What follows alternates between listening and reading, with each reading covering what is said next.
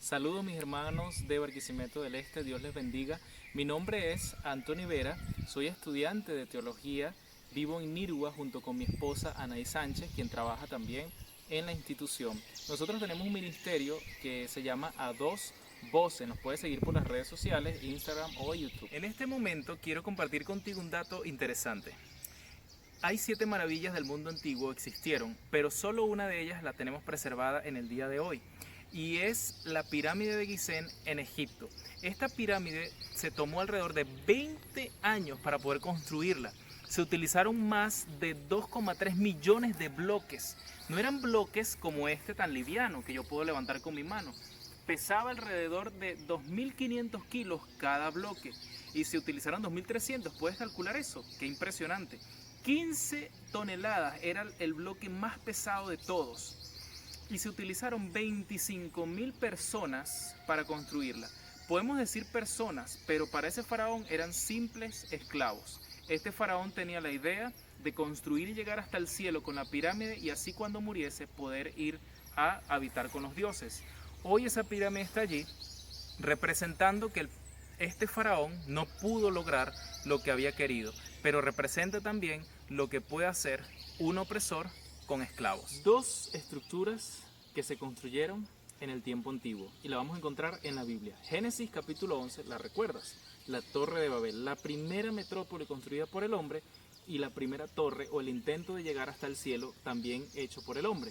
Y también vamos a encontrar en Éxodo capítulo 1 dos ciudades construidas por un faraón, Pitón y Ramsés. Así que estas dos historias, estas dos narraciones y estas dos secciones de la Biblia tienen paralelismos interesantes que vamos a analizar tú y yo hoy. El número 1 inicia cada una de ellas con nombres. Génesis capítulo 10 empieza a hablar acerca de las generaciones de los descendientes de Noé. Y Éxodo capítulo 1, versículo 1 al 6, antes de narrar esta construcción, hablan acerca de los hijos de Jacob que estuvieron en Egipto. Segunda característica que las une. Ambos construyen o ambos utilizan una nueva tecnología. Utilizan ladrillo. Esta palabra ladrillo es ubicada justamente en estos dos textos de la Biblia. El ladrillo fue sustituido o sustituyó las rocas. Vamos a leerlo en Génesis capítulo 11, donde dice de la siguiente manera. Vamos, versículo 3, y hagamos ladrillo y cozámoslo con fuego. Y le sirvió el ladrillo, esto que está acá, en lugar de piedra y el asfalto en lugar de mezcla. Justamente el faraón también manda al pueblo de Israel a construir con ladrillos las ciudades. Estos dos elementos los está uniendo. Número 3, característica número 3, la esclavitud. Vamos al la primera construcción y vamos a descubrir que toda construcción que se realiza en el tiempo antiguo se realizaba en base a la cantidad de esclavos que tenían. Pero ¿dónde aparece en la Torre de Babel de forma clara la esclavitud? Vamos a verlo antes en el capítulo 10, versículo 9, refiriéndose al diseñador de esta estructura. ¿Quién es? Nimrod. Dice la Biblia, versículo 9, este fue vigoroso cazador delante de Jehová, por lo cual se dice, así como Nimrod, vigoroso cazador delante de Jehová. Es interesante que la palabra hebrea para hablar de cazador no se está refiriendo a una persona que quiere hacer caza de animales, sino de personas. Y es el primer personaje en la Biblia que introduce al mundo la conquista y la esclavitud. Así que Nimrod no es que está conquistando o no es que está cazando animales, está cazando personas y las está utilizando para sus propios fines. Dice que es delante de Dios porque se está oponiendo a Dios. Ahora, en Éxodo aparece lo mismo. Tú y yo estamos claros que sí, pero el versículo 11 dice, pusieron sobre ellos tributos para que los molestasen con sus cargas y edificaron para el faraón ciudades de Pitón y Ramsés. Así que en ambos casos se ve la esclavitud. Número 4. Característica número 4. No aparecen nombres en la historia de Babel. Interesante, está relacionado con la esclavitud, porque cuando hablamos de esclavitud son personas que prácticamente están cediendo su libertad o se les ha quitado su libertad, su individualidad por un bien común. El bien de hacer crecer un nombre de tal vez una persona o de una civilización. Característica número 5. Esta es interesante. Ambos imperios, ambas edificaciones se oponen a Dios. En la Torre de Babel encontramos evidencias de que el pueblo se está uniendo para luchar contra Dios. Leamos el capítulo 11, el versículo 4. Dice, vamos, edifiquémonos una ciudad y una torre cuya cúspide llegue al cielo y hagámonos un nombre por si fuéramos esparcidos sobre la faz de toda la tierra. Génesis capítulo 9, versículo 1 nos narra que Dios le da la orden a Noé de esparcirse y llenar la tierra. Pero en cambio este grupo de personas, descendientes de Noé, dicen no, por si nos esparce, es decir, están en contra del mandato de Dios, se unen con la finalidad de llegar hasta el cielo. El Espíritu Profecía, hablando acerca de la Torre de Babel, dice que su intención era tratar de explicar que el diluvio había sido un fenómeno natural, pero la tradición judía dice que el hecho de levantarse contra el cielo, hacia el cielo, era un acto de rebelión y que si ellos lanzaban una flecha al cielo y bajaba ensangrentada, significaba que habían llegado al lugar correcto. Es decir, están en acción totalmente rebelde contra Dios y no solo eso, sino que ahora utilizan a las personas como esclavos para construir y llevarlos a la idolatría, construir este imperio. Ahora, en Éxodo también encontramos lo mismo, sí lo encontramos. Éxodo capítulo 1, versículo, vamos a leer desde el 9, dice, he aquí el pueblo de los hijos de Israel es mayor y más fuerte que nosotros. Ahora pues seamos sabios para con él, para que no se multiplique y acontezca que viniendo guerra, él se levante se una a nuestros enemigos, pelee contra nosotros y se vaya de la tierra. Aquí hay algo interesante, el faraón se está dando cuenta que los hijos de Dios, los hijos de Israel, son prósperos porque Dios está con ellos. Pero aquí aparece en el versículo 10 una palabra interesante, pues seamos sabios para con él. ¿Para quién iban a ser sabios? ¿Contra quién se estaba levantando el faraón? Ese pronombre, él es Dios, para con Dios. Y la palabra sabio utilizada allí no es de sabiduría o inteligencia como el temor de Dios, es de malicia, es de maldad. Quieren oponerse directamente a Dios y lo está declarando. Última característica o característica número 6. En ambos casos, Dios triunfa. Se cumple la voluntad de Dios. Juicios de Dios. En Babel llega el juicio de Dios, dice la Biblia, y así los esparció Jehová desde allí, el versículo 8, sobre la faz de toda la tierra y dejaron de edificar la ciudad. Cuando Dios tiene un propósito, Él lo va a cumplir. Pero en la historia del Éxodo, ¿dónde se cumple? Pues en todo el Éxodo tú vas a descubrir una gran parte del Éxodo, de los primeros capítulos, cómo Dios de manera poderosa levanta un libertador y a través de manifestaciones sobrenaturales rescata al pueblo de Israel y lo saca de Egipto. Qué maravilloso final. Al finalizar estas dos historias ocurre algo maravilloso. Después, en el capítulo 11 de Génesis, de que Dios hace el juicio sobre Babel, aparece nuevamente una lista de descendientes, pero se concentra la escritura en el capítulo 12 en un personaje, Abraham. Y en Éxodo, capítulo 2, aparece otro personaje, capítulo 2, versículo del 1 hasta el 10, donde aparece la historia de ¿quién? De Moisés. Ambos personajes, finalizando esta historia, tienen un mensaje importante para ti y para mí hoy. Abraham es conocido como el padre de la fe y Moisés como el padre de la nación hebrea, porque recibe de parte de Dios el decálogo. Ambos personajes tienen una enseñanza diferente que aportan a nosotros. El primero, Abraham, recibe un llamado de Dios para salir de Ur.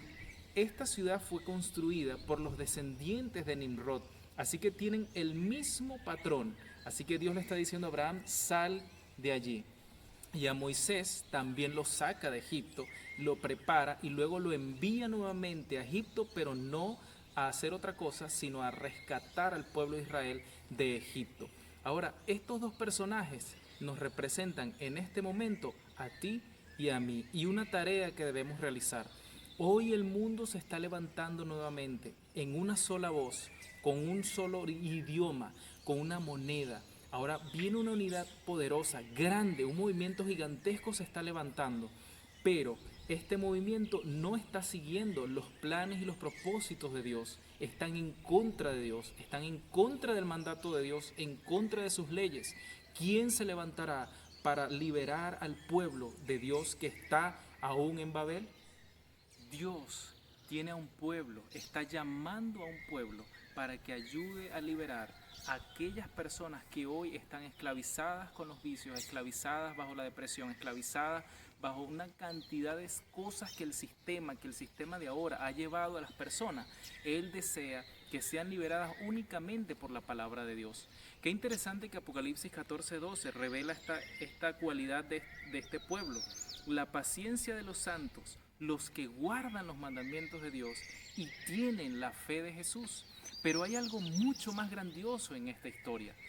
Abraham y Moisés revelan o representan al gran libertador Cristo Jesús. Hermano y amigo, hay una construcción, una mega construcción que aparece en la Biblia, diferente a las dos anteriores, diferente a todas las demás. Y las vamos a encontrar en Apocalipsis capítulo 21. Apocalipsis capítulo 21 nos muestra esta gran construcción. Y adivinen quién la está haciendo. Nuestro Señor Jesús. La nueva Jerusalén, dice Juan, la santa ciudad, la nueva Jerusalén, descender del cielo de Dios como una esposa dispuesta para su marido, ataviada para su marido. De esta manera, Cristo es el mayor libertador de la raza humana. Colosenses 1:13 dice, el que nos ha librado de la potestad de las tinieblas y ha trasladado al reino, y nos ha trasladado al reino de su amado Hijo. Dios desea librar a todo el mundo de la esclavitud del pecado, de la esclavitud que nos ha mantenido haciendo muchas veces ni siquiera los propósitos de Dios, sino los propósitos de los hombres. Dios desea llevarnos a una ciudad y esta mega construcción es diferente. No está fundamentada en ladrillo. Adivinen qué está fundamentada, sobre qué está fundamentada, sobre piedras y piedras preciosas. No va a ser construida por esclavos, sino por personas libres. Todos tendremos un nombre nuevo, recibiremos una piedra con un nombre nuevo escrito con el dedo de Dios. Esta ciudad no va a ser construida en función a esclavitud, va a ser construida por Dios mismo. Él dice, no se turbe vuestro corazón, que si crees en Dios, cree también en mí. En la casa de mi Padre muchas moradas hay. Así que Dios ha ido al cielo a preparar un lugar para ti y para mí. Esta mega construcción durará para siempre. ¿Por qué? Salmos 46 dice, Dios está en medio de ella. Dios le ayudará a clarear la mañana. Así que aunque bramen las naciones, aunque tiemblen los montes y aunque se reúnan contra la ciudad de Dios, Dios será nuestro refugio, nuestro sustento y esta ciudad nunca caerá. Mi querido hermano, estas dos construcciones hoy se volverán a enfrentar. Dos ciudades, la Babilonia que se está levantando y la Nueva Jerusalén, la ciudad de Dios. ¿Dónde estarás haciendo tu casa? ¿Tu casa está en Babilonia o tu casa está en la Nueva Jerusalén? Dos características diferentes tienen estos dos ciudadanos. La característica de los que viven en Babilonia, adoran a Babilonia, siguen su propia voluntad, siguen sus propios deseos, pero aquellos que le sirven a Cristo son personas que se niegan a sí mismos diariamente, que entregan sus vidas a Dios y aman a su prójimo. Mi querido hermano, si nosotros queremos habitar en una de estas dos ciudades, hoy nosotros tenemos que tomar decisiones para asegurar en qué lugar vamos a estar. Esa mega construcción levantada con la mano de Dios está preparada para ti, pero no solo para ti, para aquellos que te rodean. Así que hoy, mi querido hermano, queremos hacer un llamado especial para ti. Consagra tu vida al Señor, sal de Babilonia. Dios te quiere preparar como preparó a Moisés. Tal vez esta crisis es nuestro desierto para luego ir y sacar al pueblo que Dios tiene en Babilonia, que lo tiene en Egipto, y llevarlo a la Canaán celestial, a esa mega ciudad que jamás será destruida. Esperemos, mi hermano, que hoy, al escuchar este himno, tú puedas meditar en el reino que Dios tiene preparado para ti y prepararte para encontrarte con nuestro Salvador y Libertador Jesús. Dios te bendiga.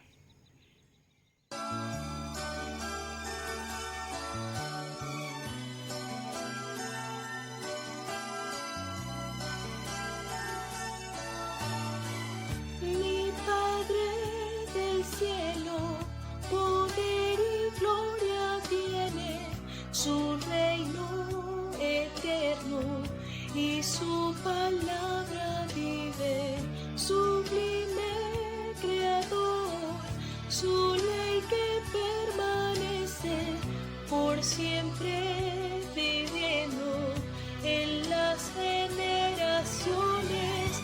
Gloria a Dios en las altas montañas, gloria a Dios en los hermosos valles, por el tiempo en que viva te alabaré. Mis manos alzo a ti, a tu reino celestial, mis manos alzo a ti, a tu nombre gloriarán, admirable es tu amor, te alabo Dios.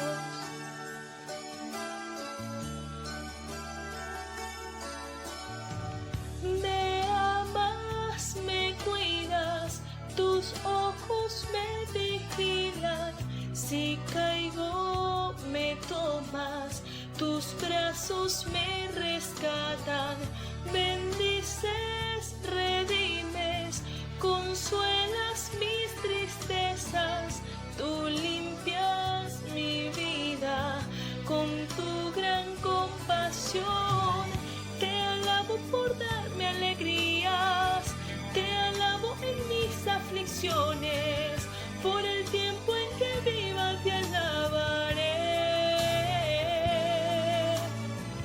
Mis manos alzo a ti, a tu reino celestial, mis manos alzo a ti, a tu nombre gloriarán, admirable es tu